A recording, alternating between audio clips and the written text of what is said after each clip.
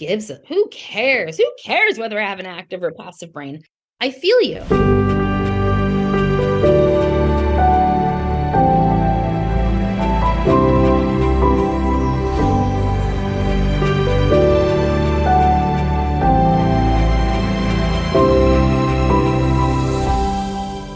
Hello, and welcome to the SoulBodyHorse podcast, where we dive deep into the horse-human connection.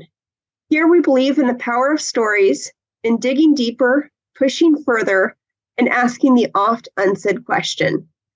I'm your host, Meredith Crawford.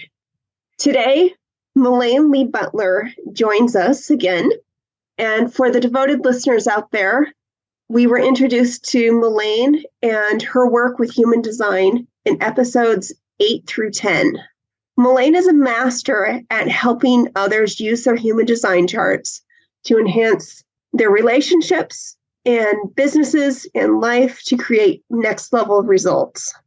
Today, she's back to explain the rest of the human design chart. And with that, I'm going to turn it over to Malaine.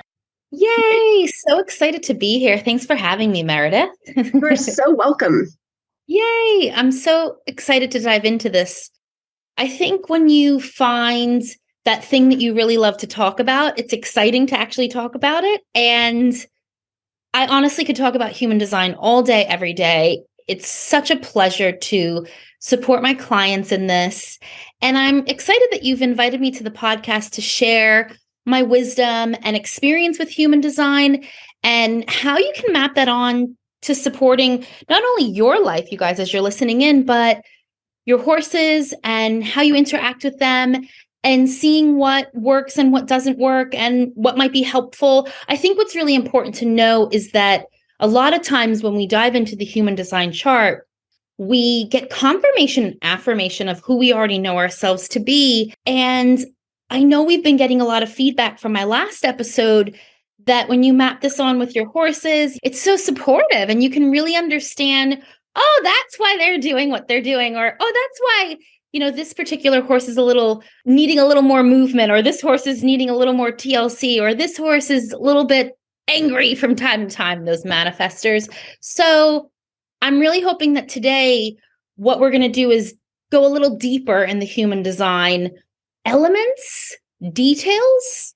We're going to go a little deeper today with the human design. So when we talk about human design, for those of you that didn't listen to the last episode, let's just do a quick little recap. Human design is the science of your energy fields, and it's a combination of ancient studies. So we have the I Ching, the chakra system, quantum physics, astrology, all combined to supporting humans in understanding how their energy field works, their auric field works.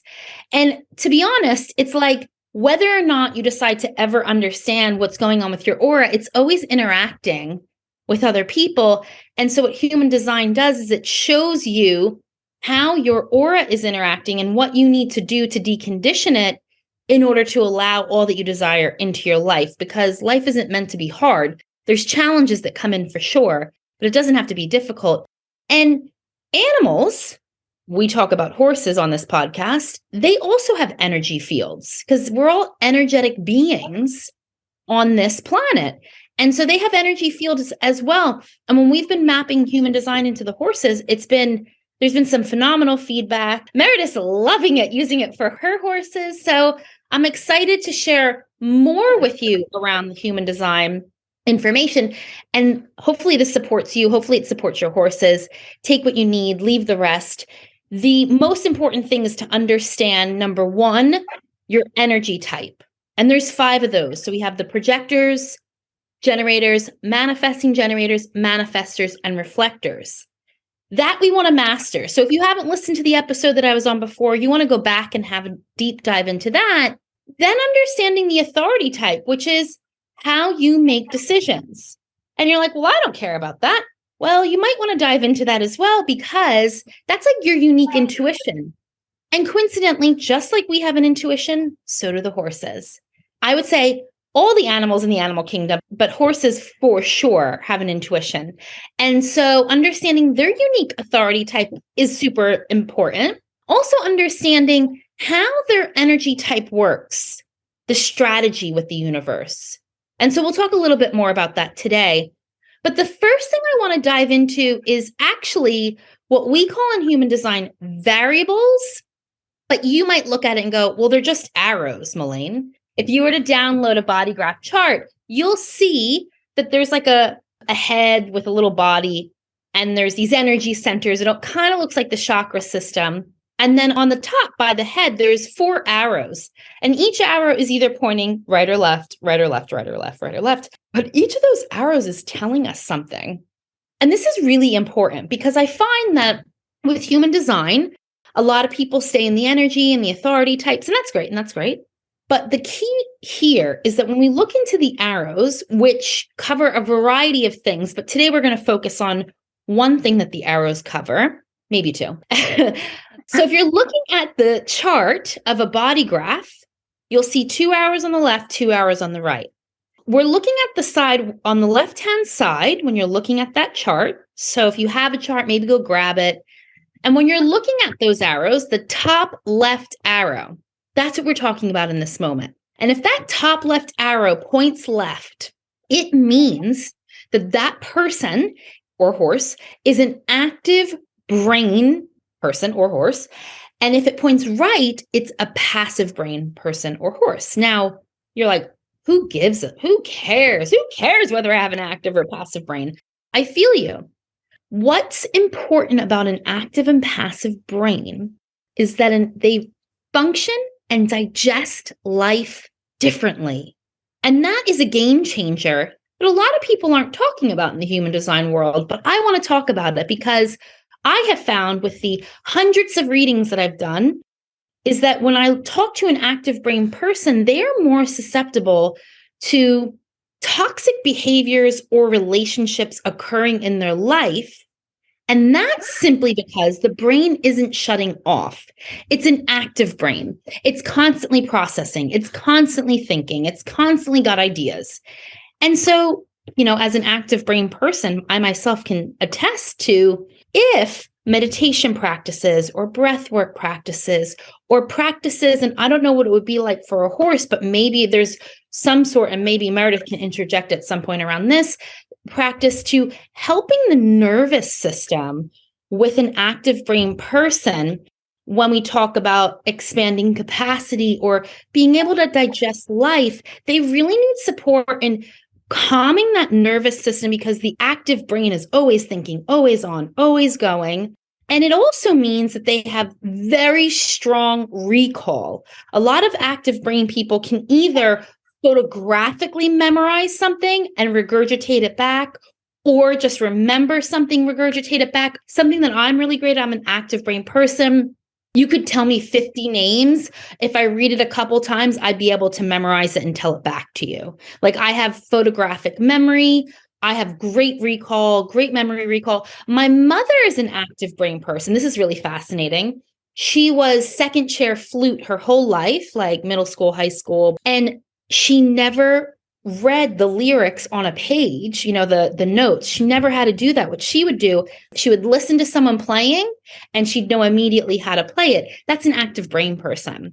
They just have these instant recalls. They're really good with memory, memorization, regurgitating.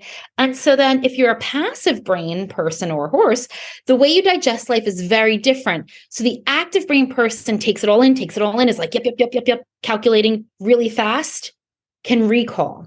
It's really important that we calm that nervous system for them because if they're taking all of that in, all of that stimulation, they already have a very stimulated brain. It can overwhelm the system, you see? So a lot of active brain people have digestion types like peace and calm, because this is about relaxing the nervous system. My daughter has peace and quiet digestion type. She's an active brain. So my husband this morning is feeding her playing like, I don't know, some rock music. And I'm like, turn that off. That doesn't serve. And she's like this, looking all around. She's overwhelmed because that doesn't serve her digestion type and brain. So I would suggest when you have an active brain person or horse, calming the nervous system. Go ahead, Meredith. Do you want to say something? Yeah. So what's interesting about our profiles is that I'm a passive brain person, and all but one of my horses has been passive brain. So in terms of the horses that I work the best with and resonate the most with, being on the same brain type wavelength has been really important. Now, I had one horse out of the group that was active brain. He was the projector horse. And what was interesting about him was he was the only horse I had to be very careful with because he would get fried and overheated during training sessions. For the equestrians listening to this, he was the horse that got hotter with work, that would become very easily stressed when ridden. He was a 4th Pre-St. George horse, dressage horse. And so especially in the Piaffe work, he would become very hot and become very nervous and anxious very quickly. And so he and I were able to work, I think, because I was I am a passive brain. By being his rider, I could put my passive brain onto his active brain and help him settle that way. But the horses that have worked the best for me have all been on the same brain wavelength as me. That's so fascinating. And with the passive brain, what's going on is there's more of a peripheral where an active brain person is taking it in, like it's taking it all in. It's a stimulated brain. The passive brain isn't as stimulated, so it actually takes more in than the active brain.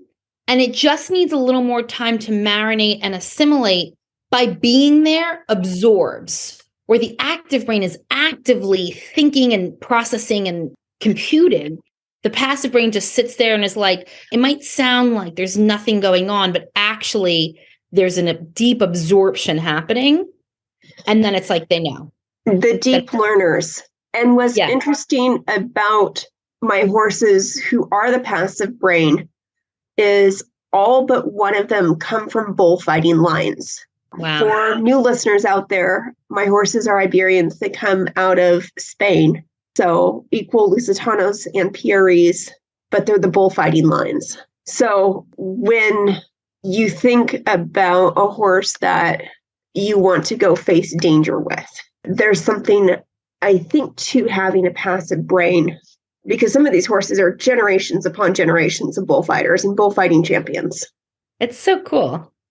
Yeah, so the thing with the passive and active brain, too, to understand is there's something else going on with the digestion. So with the active brain, a calmer setting normally is what's best for them, calming the nervous system. Like my digestion type, I'm an active brain, is calm. So it's not ideal for me to eat out with people. I was actually just today at a lunch out with friends, and I didn't really eat much because it's not the best for my digestion type. There's too much stimulation going on. Whereas a passive brain person, the opposite is true. A little bit of stimulation prior to eating would be supportive for the digestion. Now, as far as calorie intake, a passive brain person, brain does not eat a lot of calories, whereas an active brain person, their brain intakes a lot of calories. So any kind of fasting or starving for an active brain person devolves the genius and creates head fog. Whereas passive brain, intermittent fasting could actually be really supportive, or you may find that a passive brain, let's say even horse, just goes a little longer without needing to eat. Whereas an active brain person kind of always needs to eat and follow those hunger cues, can't go as long because that brain is eating a lot of calories because the brain is constantly got a motor running. And now, as I said earlier, there is a tendency for addiction or toxic behavioral relationships to develop in an active brain person simply because the brain is never shutting off. And so a lot of active brain people that I have met and had readings with struggle with alcoholism or toxic relationship with alcohol or toxic relationship with drugs, toxic relationship with people, codependency, something to help me get out of my brain, something to just numb the things out, which is why I say incorporating practices that support that nervous system, calm, relaxed environments. And so I would be mindful with the horses as well. They're going to go pick up a bottle of Jack Daniels, but creating calm environments for those active brain horses. So with the one active brain horse that I had, he was the one who played with stall toys. And he would have things like a stuffed monkey and that he would take and throw around a stall and shred. And he'd let himself out of the stall if it wasn't properly latched. Busy brain, busy mouth. Totally. Whereas my passive brain horses couldn't never be bothered to play with a stall toy unless it was something like a slow feeder or like a hay ball. And then just that engagement of rolling the ball around so the food would drop out keeps them entertained. So cool.